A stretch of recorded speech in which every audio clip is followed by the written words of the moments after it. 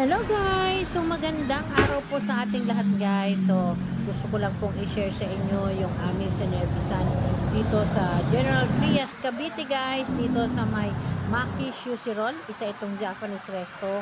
Baka magawi kayo dito guys. Subukan nyo ang kanilang mga sushi.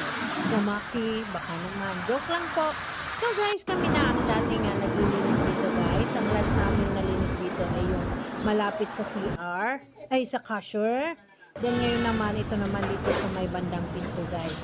So actually ngayon lang namin ito nahawakan dahil yung mga nakaraang buwan ay under warranty pa ito. So ang naghahawak nito yung mismo nga nag-supply na ganun pa man, maraming salamat sa tiwala na ibinigay niyo sa amin, makakaasa kayong pagbubutihin pa lalo namin ang pangangalaga ng inyong mga insi guys. So ayan guys, medyo hassle nga lang dito kay ma'am kasi ang outdoor niya ay nakalocate lahat doon sa taas. So maraming salamat pa rin sa ating mga tao ay talaga namang ginagawa nila ng maayos ang kanilang trabaho kahit gano'n pa sila.